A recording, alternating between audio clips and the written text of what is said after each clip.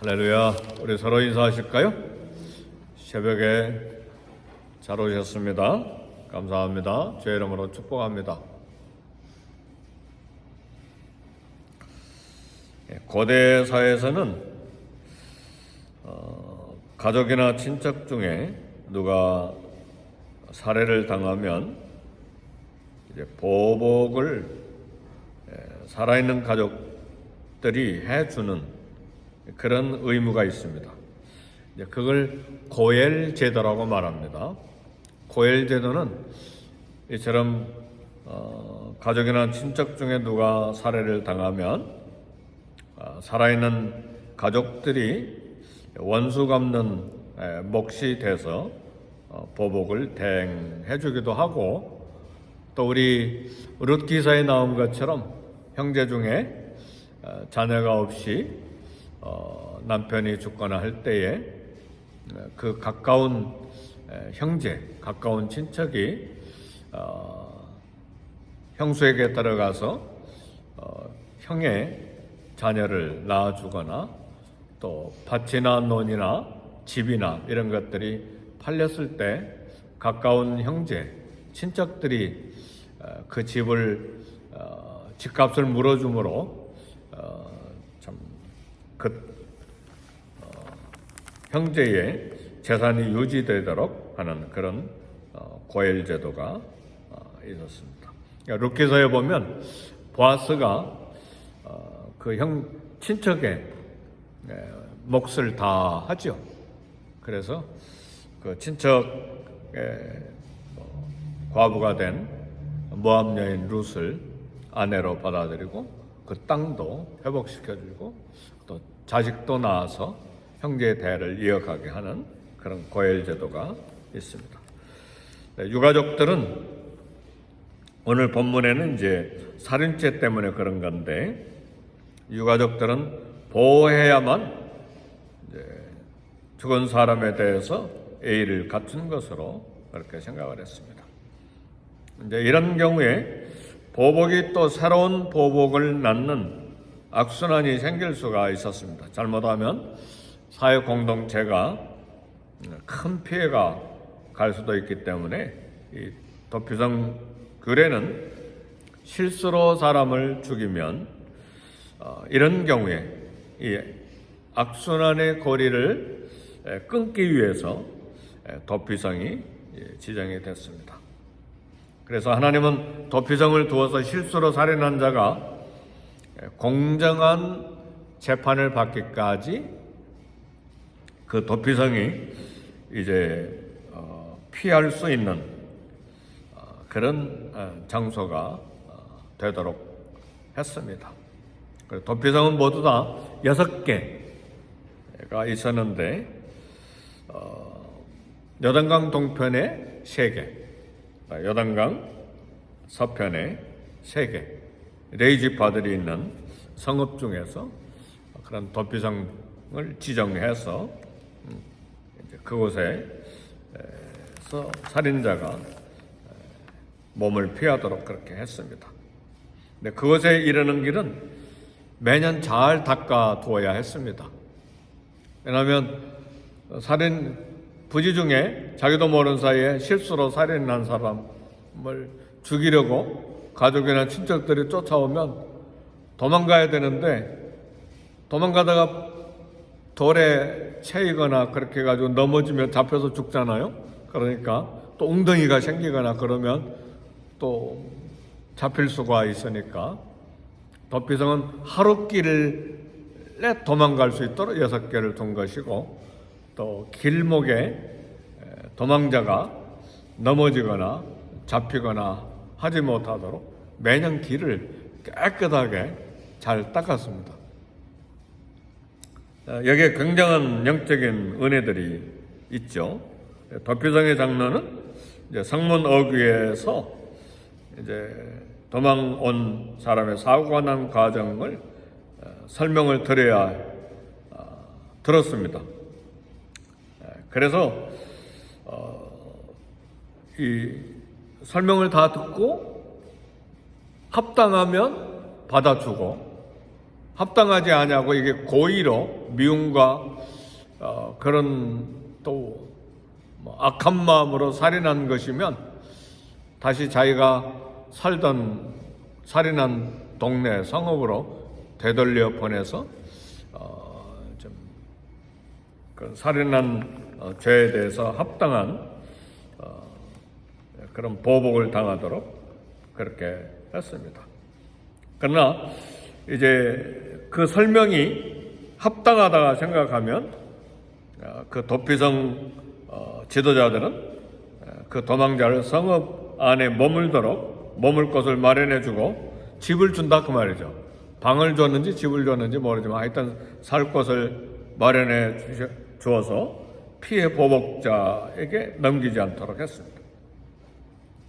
피해 보복자는 고엘이라고 그랬죠. 네. 도피성의 이 받아들임은 실수한 사람의 억울한 죽음을 막는 데 도움이 됐습니다. 이제 이스라엘 땅 전체를 다 분배했잖아요. 12지파들이. 근데 다 지파들이 땅을 분배받고 거기에서 생활이 시작이 될 때 이런 사건이 살인사건이 일어날 때에 이런 실수로 살인한 사람을 보호하는 이런 도피성을 하나님께서 만들어라 이렇게 말씀하신 것입니다. 사람은 누구나 다 실수하고 실패하고 불행한 사건을 만날 수 있습니다. 우리도 그렇죠? 네. 저희 아버님도 그런 일이 있었어요. 아버님이 연세가 많으셨을 때에 언젠가도 한번 설교 한 적이 있었는데 이렇게 집으로 돌아오시는데 낮에 젊은 청년이 술 먹고 비틀비틀 오는데 연세 많으신 저희 아버님 이걸 뭐라고 그래? 멱살이라고 그래. 막 자꾸 흔드는 거예요. 그러니까 이 사람은 젊은 사람이 대낮부터 무슨 술인가? 그리고 밀쳤는데 옛날 도로는 자갈이 많았잖아요. 아스팔트가 아니고 자갈이 이렇게 많이 있는데 이 사람아 왜 젊은 사람이 대낮부터 술 먹고 이런가? 그리고 밀었는데 술 먹었으니까 어떻게 미니까 펑 넘어져가지고 돌이 부딪혀가지고 죽었어요. 그것 때문에 저희 아버님이 동네 유지인데 면장하셨으니까 10년이 넘게 면장하시고 그 동네 유지인데 갑자기 그런 살인 사건이 생겨버리니까 구치소에 들어갔죠. 6개월이나 구치소에 들어가셨어요. 결국은 나오셨죠. 근데 참 하나님의 은혜가 있었어요. 그때 우리 형제들은 우리 아버님 어떻게 하든 예수님 믿었으면 좋겠다 하고 저는 그때 서울에서 이제 공부하고 있었는데 막 7 형제가 막 금식 기도하고 있었던 중이었어요. 근데 제가 성경을 구치소에 넣어드렸어요. 근데 6개월 동안에 쉬운 성경이 있어요. 그걸 우리 아버님이 6번이나 성경을 읽으셨어요. 할렐루야. 그 왕과 같은 분이 억울한 그런 살인 사건이 생겨버리니까 막 견딜 수가 없으니까 막 또 구치소에서 할 일은 또 없잖아요. 그러니까 성경을 처음부터 끝까지 5번인가 6번을 읽으시고 결국 거기서 믿음을 갖게 되신 거죠. 그죠? 네. 시골에서는 교회 나가기가 굉장히 어려웠죠. 왜냐하면 당시에는 동네 유지인데 시골 교회 가면 할머니들만 있잖아요. 꼬마 애들만 있고 남자는 별로 없고 그러니까 교회 가기도 참 어려웠는데 결국은 예수님을 믿고 나중에 수원에 오셔서 이제 둘째 사위가 목사였으니까 그 교회 건축하는데 애쓰시다가 이제 소천하셨죠. 이렇게 미움도 없고 고의도 없었는데 살인할 때 이제 실수가 이렇게 생길 때 이 사람을 보호하기 위한 도피성이 필요해서 하나님 만드신 것입니다. 이런 실수하고 실패해서 불행한 사건을 만날 수가 있는데 이런 사람에게 필요한 것이 용납입니다. 우리 가운데 지금 적용하는 것입니다. 불행이 우리에게 우연하게 닥쳐도 누군가 그를 포용하면 우리 사회의 분쟁은 크게 줄어들 거예요. 이렇게 누구나 다 실수할 수 있잖아요. 마음에도 없는 전혀 의도하지 않는 사건들이 생길 때 그걸 막 원수 갚으려고 하고 매장시키려고 하고 그리고 막 망하게 만들려고 하고 이런 사건이 계속 원수 갚는 일이 반복되면 그 사회는 다 무너지는 것이죠.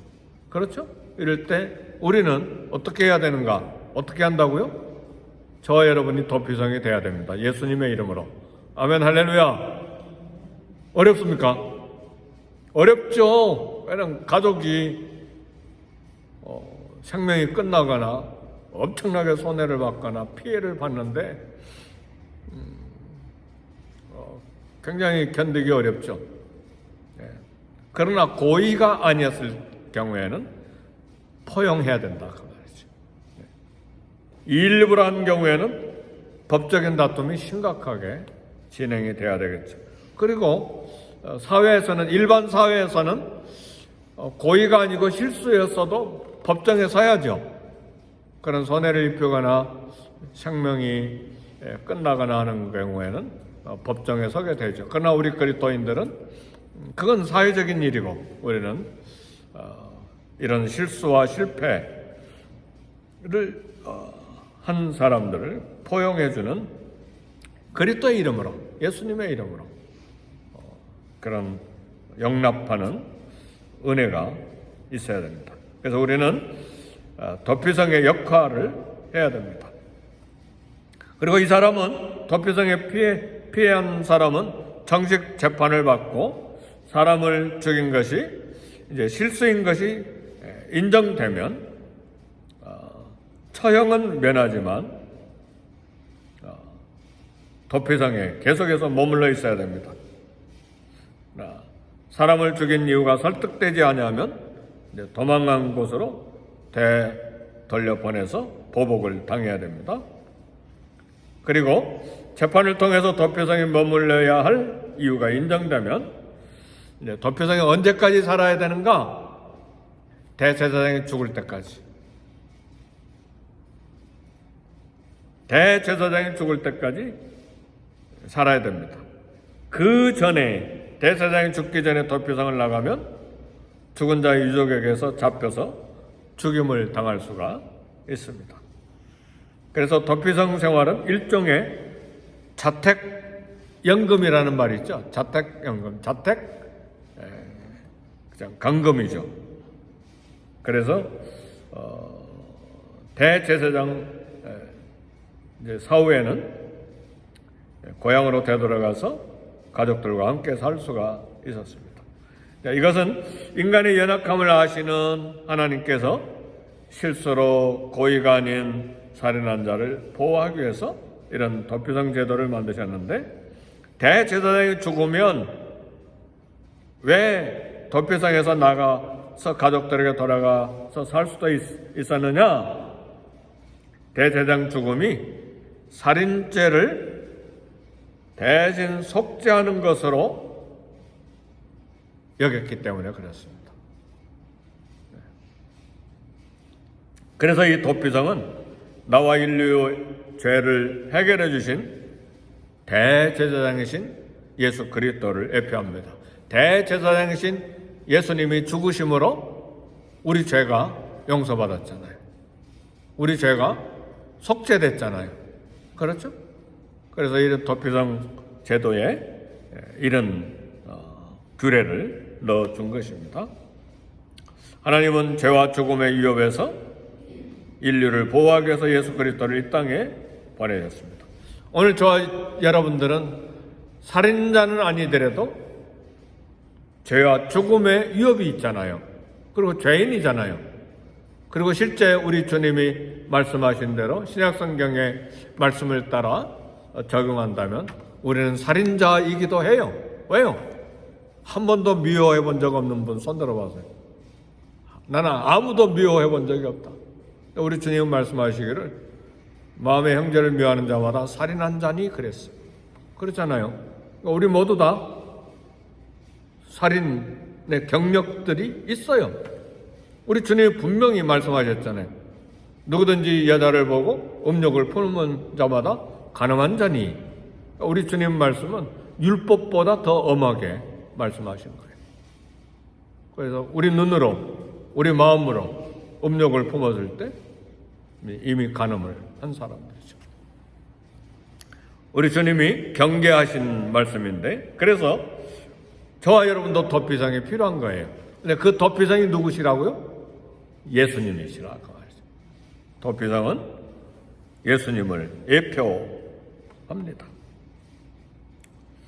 그래서 하나님은 이런 죄와 죽음의 위협에서 저와 여러분, 이 인류를 보호하기 위해서 예수님을 이 땅에 보내주신 것입니다.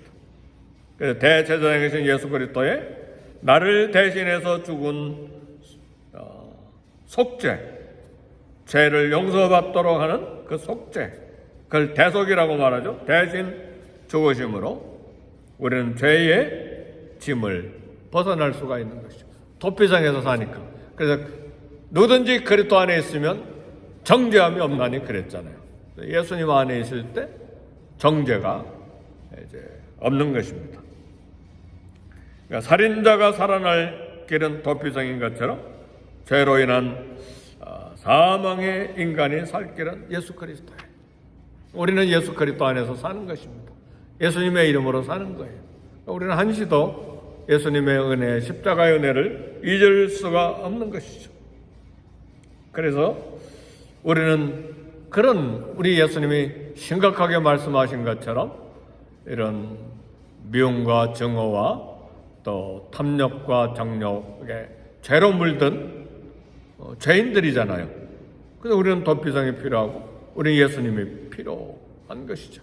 그래서 우리 주님이 이 땅을 향해서 말씀하신 것이 무엇입니까? 수고하고 무거운 짐 진 자들아 다 내게로 와라. 내가 너희를 쉬게 하리라. 수고하고 무거운 짐이 뭡니까? 인생의 짐? 그 정도로 말씀하신 건 아니죠. 수고하고 무거운 짐은 죄짐이죠. 죄짐을 지고 있는 자는 다 내게로 오라. 내가 너희를 쉬게 하리라. 도피성에 들어가면 안전함이 있잖아요. 죄로 말미암아 죽음과 저주의 추격을 떠돌리게 만드는 보호, 그것으로부터 보호하는 은혜가 도피성인 예수 그리스도 안에 있는 것이죠. 그래서 어떤 형편에 있어든 예수님 품에 안겨야 됩니다. 예수님은 나의 구주요, 나를 대신해서 십자가에 죽으신 나의 하나님이십니다. 그래서 삶의 모든 위협과 고통에서 생명을 유지하는 길은 예수님입니다. 사람 의지에서는 실망해요. 그죠? 아무리 친하고 그래도 인간은 인간이에요. 우리 죄를 대신할 수 없고 대신 감옥에 갈 수 없고 대신 죽음의 자리에 들어갈 수 없어요. 아무리 사랑하는 사람도 무덤까지 같이 묻히는 경우는 없어요. 그렇죠? 우리 주님만이 나를 위해 무덤에 들어가신 것입니다. 그런 분이 세상에 어디 있습니까? 저와 여러분을 위해서 우리 주님이 그렇게 하셨습니다. 죄짐에 눌린 우리, 죄의 수치와 부끄러움, 모든 죄짐, 거기에 억눌려 사는 우리는 예수님께로 달려가야 됩니다. 거기에 용서와 위로와 격려와 소망과 사랑이 있습니다. 우리 감정이 나를 용서하지 아니할 때도 주님의 품에 들어가야 됩니다. 그렇죠? 우리가 극심한 수치스럽고 저주스러운 죄를 범했을 때 다른 사람이 정죄하는 경우도 있지만 내가 나를 정죄함으로 나를 용서하지 못하는 경우가 얼마나 많습니까? 그렇죠? 그런 경우에도 예수님의 품에 들어가야 됩니다. 그리고 결국은 그 위대한 예수 그리스도의 피 때문에 나를 놓아줘야 됩니다. 아멘, 할렐루야. 그것이 믿음이에요. 근데 내가 나를 죽었다 깨어나도 용서 못하는 건 교만해요. 물론 나에게 가해자를 죽었다 깨어나도 용서하지 못하는 건 우리 주님이 말씀하시기를 너희가 너희 형제 용서하지 못하면 하늘에 계신 너희 아버지도 너희 용서하지 않는다. 우리 주기도문 우리 주님이 가르쳐 주시고 그걸 반복해서 2번이나 말씀하셨어요. 그러니까 우리의 가해자에도 막 미움이 막 머리끝까지 있어도 결국은 용서해 줘야 됩니다. 왜요? 내가 예수 그리스도의 피로 용서를 받았기 때문에 용서해 줘야 돼요. 그래서 우리가 우리에게 죄진 자를 용서해 준 것 같이 우리 죄를 사하여 줍시고, 그러니까 우리도 용서해야 하나님이 우리 죄를 용서하신다고 그렇게 말씀하셨습니다. 우리 자신도 용서해 줘야 돼요. 내가 나를 용서해 줘야 돼요. 누구의 이름으로? 예수 그리스도의 이름으로. 아멘, 할렐루야. 그게 쉼이에요. 수고하고 무거운 짐진 자들아 다 내게로 오라. 내가 너희를 쉬게 하리라. 결국은 상대방도 용서하고 나 자신도 나를 용서해 줘야 됩니다. 왜요? 예수 그리스도의 십자가 피 때문에. 아멘, 할렐루야. 내가 나를 용서하지 못한 경우에는 참 비극적인 삶을, 극단적인 선택을 할 수도 있어요. 그러니까 그것도 위험한 거예요. 그래서 도피성 제도는 이스라엘 백성뿐만 아니라 이스라엘에 거하는 이방인에게도 똑같이 적용되었어요. 물론 이스라엘에 사는 거류인도 이제 율법을 지켜야만 되죠. 그래서 이제 그리스도 안에서 하나님 나라에는 이제 이방인과 이스라엘 사람과 차별이 없습니다. 하나님 모두에게 은혜의 기회를 주셨습니다. 그래서 우리 예수 그리스도는 우리 죄를 용서해 주시는 새 언약의 영원한 대제사장이 되십니다. 사랑하는 성도 여러분, 이 한 해를 살아가는 동안에 어떤 형편에 있든지 어떤 어려운 문제와 풀기 어려운 고통스러운 문제를 만났든지 간에 우리의 도피성은 예수님의 품입니다. 우리의 안전은 예수 그리스도께 있습니다. 정말 풀기 어렵고 절벽이고 절망적인 무서운 파도 강 사막을 만났습니까? 그게 뭡니까? 예수님 안에 해결책이 있습니다. 예수님 품에 있을 때 우리 주님이 그 문제를 풀어주십니다. 너무 걱정하거나 너무 절망하거나 막 미워가지고 증오심이 생겨서 막 어쩔 줄 몰라 하거나 그리고 나 자신에 대해서 실망해서 생을 포기하고 싶거나 어떤 형편에 있든지 예수 품으로 달려가야 됩니다. 예수님이 길이요 진리요 생명입니다. 예수님만이 성령의 능력으로 내 모든 문제, 내 안의 문제, 내 밖의 문제를 풀어주실 수가 있어요. 그분이 도피성이기 때문에 도피성 안에서 예수 그리스도의 품 안에서 만족과 평안과 보호를 받는 평생의 삶이 되기를 주의 이름으로 축복합니다. 아멘, 할렐루야. 이 시간에 도피성의 은혜를 생각하시고 주의 이름 3번 부르시고 함께 기도하겠습니다. 주여! 주여! 주여! 하나님 아버지, 우리의 대제사장이시며 도피성인 우리 예수님의 은혜를 감사합니다. 이 땅에 살아가는 동안에 실수하고 실패하며 또 어려운 문제들을 만났을 때에 외부적인 공격과 내부적인 고통과 갈등으로 고통할 때에 하나님 도피성이 되시는 예수님의 품의 안경으로 문제를 해결함을 받고 우리를 대신해서 속죄해 주신 예수님의 용서와 사랑과 은혜 안에서 평강을 누리는 우리 모두가 다 되게 해 주옵소서. 우리 예수님이 주시는 성령의 능력으로 인한 용서와 위로와 평안과 사랑과 만족과 감사가 넘치는 이 땅의 삶이 되게 하시고 이 한 해 동안 도피성에 대신 우리 예수님 앞에 언제든지 달려나와 문제를 해결함을 받고 평안함과 용서와 기쁨과 소망을 얻는 복된 이 한 해가 되게 해 주시옵소서.